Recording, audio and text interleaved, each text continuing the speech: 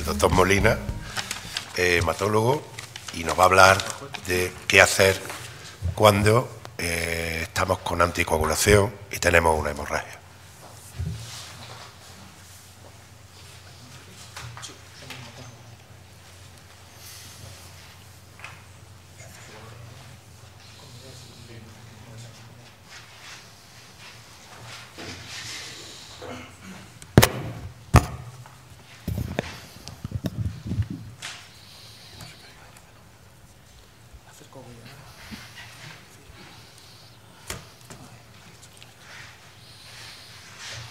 Bien, buenas tardes. Agradecer, como han hecho también mis compañeros, a la doctora Noelia Muñoz su invitación, la presentación de Emilio y, por supuesto, también a todos ustedes por su presencia.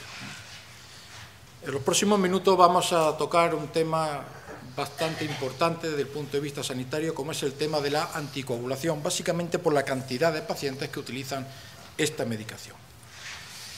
La hemostasia o la coagulación es un sistema extraordinariamente complejo que tiene el objetivo de mantener la sangre líquida en el interior de los vasos y, al mismo tiempo, cuando se produce una disrupción en alguno de ellos, ser capaz de bloquearlo para que no se produzca una hemorragia que pueda costarnos la vida. Cuando le explico a los estudiantes de medicina la policitemia vera y hablamos de la sangría, siempre le digo que el segundo tratamiento más antiguo en la historia de la hematología es la sangría. Y el primero es la compresión de las heridas, algo que siempre realizamos de forma innata y que en ocasiones es fundamental para que no nos desangremos. Aprovecho esta pincelada histórica para comentarles también algo que ustedes probablemente no conozcan, que es la mutación 5-Leiden, que si les suena, o la mutación del gen de la protrombina, que hace que muchos pacientes que la tengan y presente trombosis tengan que estar anticoagulados en diversas circunstancias de por vida. Hay un 5% de la población que tiene mutado el 5-Leiden y un 2% la protrombina.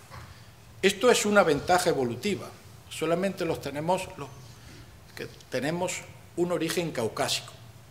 Esto, digo, es una ventaja evolutiva porque en épocas de guerra, en épocas de traumatismo, en épocas de caída, aquellos pacientes que tenían más facilidad para coagular eran pacientes que tenían más posibilidades de sobrevivir. Con los cambios de vida, con el sedentarismo o con la alimentación, esto se ha convertido en un hándicap y no en una ventaja como originalmente estaba establecido. Estas son las famosas vías de la coagulación, que prácticamente todo el mundo conoce, aunque sea de oídas. Hoy en día no tiene demasiado interés, aunque sí en relación a dos tiempos, que es el TTPA y el TP, que nos sirven para saber de forma somera cómo se encuentra la coagulación de un paciente y cómo podemos actuar en relación a los mismos. Hoy en día el modelo de coagulación es este, es un modelo celular, donde la célula juega un papel fundamental, tanto las plaquetas, neutrófilos, monocitos, incluso las células de la pared vascular, y un modelo que tiene una fase de iniciación, amplificación y propagación. Y quizá hoy el día el mejor método que es capaz de medir este modelo es el tromboelastograma, que progresivamente se va implantando en muchos hospitales.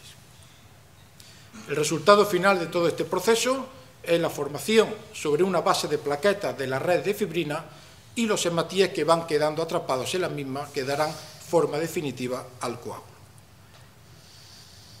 ¿Qué es lo que hace el organismo para que esto no sea masivo y, por lo tanto, no se coagule toda la estructura vascular? Pues poner en marcha los procesos de anticoagulación y fibrinólisis. Y aquí entran en juego los anticoagulantes. Los primeros de ellos descubiertos en 1930, que fue la heparina. Posteriormente, ya a mediados del siglo pasado, los antagonistas de la vitamina K. Más tarde, la heparina de bajo peso molecular. Y finalmente, lo que son los nuevos anticoagulantes orales, que son los inhibidores directos de la trombina o del factor 10 activado. Respecto a las heparinas, tenemos dos tipos de heparinas, la heparina no fraccionada y las heparinas de bajo peso molecular. La gran diferencia es que la heparina de bajo peso molecular, como bien explica este dibujo, aunque quizás es un poco complejo, solamente van a tener capacidad de bloquear el factor 10 y, por lo tanto, nos permiten una farmacocinética lineal que hace que no necesiten controles. Por eso son las heparinas que se han impuesto y las heparinas que se utilizan mayoritariamente en el ámbito hospitalario y, por supuesto, fuera de él. Los anticoagulantes, antivitamina K, que es todavía uno de los fármacos más utilizados en la anticoagulación, el Sintrón, ¿qué es lo que hacen? Pues lo que hacen es que hay algunos factores de la coagulación que se producen en el hígado y para que salgan a la circulación y puedan ser activados necesitan ser carboxilados. Y esto lo hace la vitamina K. Cuando la vitamina K actúa pasa a una forma oxidada y esta enzima, la epóxido-reductasa, la reduce para que vuelva a actuar. El Sintrón lo que hace es bloquear esta enzima. Por tanto, cuando la vitamina K actúa, queda en forma oxidada y no puede volver a utilizarse. De ahí la importancia de la alimentación, porque la única vitamina K que va a estar activa en el organismo es la que va entrando a través de la alimentación y una vez que actúe ya no vuelve a actuar. Los nuevos anticoagulantes, dabigatran, rivaroxaban, apisaban y edosaban, tienen una acción directa. El dabigatran sobre el factor 2, sobre la trombina, y los otros 3 sobre el factor 10, que es el primer factor de la vía común de la coagulación. Pero no todos los pacientes pueden ser anticoagulados. Hay una serie de contraindicaciones absolutas. Los pacientes que tienen un sangrado activo significativo no pueden ser anticoagulados. Aquellos que tienen una hipertensión mal controlada tampoco. Los que tienen aneurismas cerebrales, retinopatía hemorrágica, lo que son accidentes vasculares hemorrágicos, o los que van a ser intervenidos de cirugía ocular o del sistema nervioso central, son pacientes que no pueden ser anticoagulados. Y luego existen una serie de contraindicaciones relativas donde hay que analizar cada caso para ver el riesgo-beneficio que en el paciente puede ocasionar la anticoagulación. ¿Y todo esto por qué? Pues porque el principal problema que tienen los anticoagulantes es el sangrado. Y vamos a poner unos datos científicos para conocer el alcance de este sangrado. Esto es un metaanálisis de pacientes que estaban anticoagulados con Sintrón o warfarina y a los que se iba a realizar una colonoscopia. En algunos de ellos se suspendió directamente el Sintrón unos días antes y en otros se hizo una terapia puente con heparina, que es lo que generalmente hacemos. Pues bien, los pacientes con heparina tuvieron un riesgo de sangrado 8 veces mayor que los pacientes que no recibieron terapia puente. Es decir, la heparina, que es un fármaco extraordinario, es un fármaco que también favorece la presencia de hemorragias. Este trabajo, publicado en el año 2009 y que le dio la indicación al dabigatran en fibrilación auricular. Se comparaba el dabigatran versus la warfarina, vamos a decir lo que es el Sintrón, y se vio que la hemorragia mayor, según la dosis, estaba entre el 2,7% y el 3,11% en dabigatran y en la warfarina en el 3,3%. En definitiva, un 3% de los pacientes que están en tratamiento con dabigatran o con warfarina tiene la posibilidad de un sangrado mayor en un año. Es decir, el 3% va a tener un sangrado mayor. Y estos son datos que se van progresivamente repitiendo en el resto de los estudios que se han objetivado. El dabigatran en las válvulas mecánicas, que no consiguió la indicación, es también porque, como observamos, un 30% de los pacientes en algo más de un año había presentado algún tipo de sangrado. También ocurre con rivaroxaban. Como podemos observar, los sangrados mayores, quizá algo menores, pero están entre el 1,8 y el 2,4. Es decir, de nuevo un 2-3% de los pacientes presentarán un sangrado mayor en un año en tratamiento con este fármaco. Algo parecido ocurre con el apisaban. A los 30 meses, 2 años y medio, pues prácticamente un 5% de los pacientes habrán tenido un sangrado mayor. Esta es una gráfica parecida también con apisaban y con edosaban, el último anticoagulante que ha llegado al mercado, pues quizás los datos van siendo un poquito mejores, pero todavía mantienen unas tasas de sangrado que vuelven a estar entre el 1,5 y el 2% anual. ¿Y cuál es la importancia de esta hemorragia? Pues que es extraordinariamente frecuente. En este estudio realizado en Estados Unidos hace unos años se vio que por cada 1000 habitantes asistían 4 consultas en urgencias al año por efectos adversos. relacionados con la medicación y prácticamente la mitad de ellos eran sangrados por pacientes que estaban anticoagulados. Es decir, que es de los fármacos que más complicaciones producen, pero al mismo tiempo es uno de los fármacos que más vidas salvan. Tampoco podemos olvidarlo. En España hay unos 800.000 pacientes anticoagulados. Dentro de poco nos acercaremos al 1.000.000. Es decir, el 2% de la población está anticoagulada. Y como hemos dicho anteriormente, el 2% presentarán hemorragias mayores. Imagínense, por tanto, ustedes la cantidad de hemorragias de este tipo que se ven en los servicios de urgencias. ¿Y qué tipo de hemorragias tenemos? Pues hemos comentado lo que es una hemorragia mayor, que era uno de los puntos fundamentales en todos estos ensayos clínicos.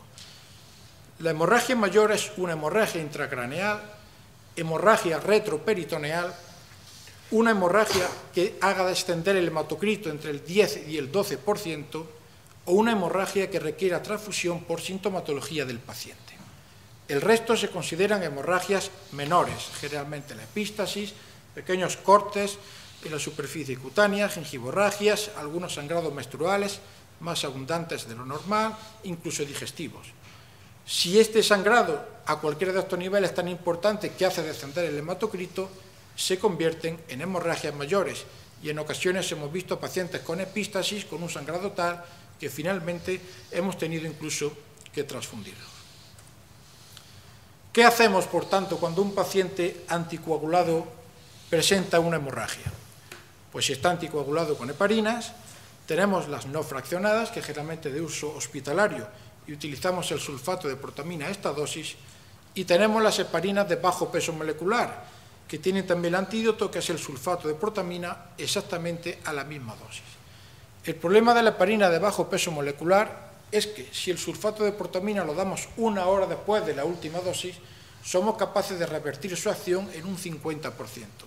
Si lo damos entre 1 y 4 horas, en un 25%. Y a partir de las 4 horas prácticamente no tiene ningún efecto. Es importante, por tanto, que ante un sangrado no poner heparina si nos toca, o si ha sido inmediatamente acudir lo más rápidamente posible a un servicio de urgencias. La gran mayoría de los sangrados se producen en pacientes que están en tratamiento con Sintrom, porque también es el fármaco más utilizado. Cuando un paciente con una hemorragia llega a un servicio de urgencias y está en tratamiento con Sintrom, siempre hay que hacer un INR, porque es lo que nos va a decir cómo debemos de actuar. Si el INR podemos decir que está bien, es decir, entre 2 y 3, que es lo que suele tener el paciente, o superior, hay que tratar de revertir la coagulación lo antes posible. Para ello utilizamos el complejo protrombínico o bien el plasma fresco congelado, y en cuestión de media hora a 45 minutos el paciente tendrá una coagulación normal y por lo tanto el sangrado cesará. Esto es muy distinto a alguien que llega a urgencias por cualquier otro motivo, se hace un INR, está con Sintrom, por supuesto, y tiene un INR de 8 o 10. Mi opinión en estos pacientes es que si no hay un riesgo evidente de sangrado, simplemente observación 24 o 48 horas y que el Sintrom vaya disminuyendo progresivamente su acción. A veces podemos dar vitamina K. La vitamina K tiene el problema de que posteriormente la reintroducción del Sintrom nos vuelve en muchas ocasiones locos porque es algo exógeno y se suma a la que entra con la alimentación y vamos a necesitar varios días hasta que volvemos a ajustar la dosis. El dabigatran, cada vez más utilizado especialmente por los cardiólogos. El dabigatran tenemos 2 tiempos que nos ayudan a saber cómo está funcionando. El tiempo de trombina, que si está alterado sabemos que el paciente tiene una buena actuación con el dabigatran, y luego el TTPA. Si el TTPA está inferior a 1,5, generalmente no hay que hacer nada porque el paciente tiene buena capacidad de coagulación. Si está superior a 1,5 y existe un sangrado evidente, hay que recurrir al antídoto específico que tiene, que es el idarucizumab. Se ponen 5 gramos, lo que son 2 viales de 2,5 y prácticamente en unos minutos la coagulación vuelve a los niveles normales. El rivaroxaban, el apisaban y el edosaban también alteran todos los tiempos de coagulación, pero quizás es más difícil saber si tenemos un efecto pasado o no. Por eso es mucho más difícil su manejo y además existe un problema, que es que tenían un antídoto pero todavía no está aprobado. Es el Andesanet alfa. Este fármaco es un factor 10 modificado genéticamente que tiene mucha más afinidad por el apixaban que el factor 10 original del organismo. Entonces lo que hace es que se lleva este apixaban y el factor 10 del organismo vuelve a actuar. ¿Cuál es el problema? Que un 20% de los pacientes a los que se le dio este fármaco desarrollaron en el mes siguiente eventos trombóticos. Por lo tanto, es un fármaco que todavía no está totalmente aprobado para su uso diario. ¿Qué hacemos en estos pacientes? Pues en principio tenemos poco que hacer, simplemente esperar que se vaya eliminando el efecto. Sin embargo, salió hace unos años este trabajo donde a los pacientes con rivaroxaban se le daba complejo protrombínico y la coagulación era capaz de revertirse parcialmente en un 75% de los pacientes. Estos eran sujetos sanos que se prestaron a realizar el estudio, pero posteriormente no se ha visto tan claro este efecto en los pacientes con patologías que están tomando este fármaco. Pero es quizá lo único que podemos hacer. Por tanto, y resumiendo, ante una hemorragia leve, simplemente retrasar o suspender alguna dosis, la hemostasia local y los antifibrinolíticos locales como es el anchafibrin. Ante una hemorragia moderada, el paciente requiere ingreso, hay que realizar la compresión mecánica, que como he dicho anteriormente es el tratamiento más antiguo en la historia de la medicina, transfundir plasma si es necesario o incluso si los fármacos se han tomado recientemente, lo que se puede hacer es un lavado con carbón activado y en caso incluso de dabigatran realizar hemodiálisis que prácticamente no se suele realizar. Si hay una hemorragia con compromiso vital, el paciente está con dabigatran, utilizamos el antídoto específico, el hidarucizumab. Si el paciente está con cualquier otro anticoagulante, hay que utilizar el complejo protrombínico, el plasma fresco congelado y recurrir como última opción al factor 7 activado. Pero el factor 7 activado, si los otros factores de la coagulación al menos no son capaces de actuar parcialmente, tampoco nos va a servir. Y nada más. Muchas gracias por su atención.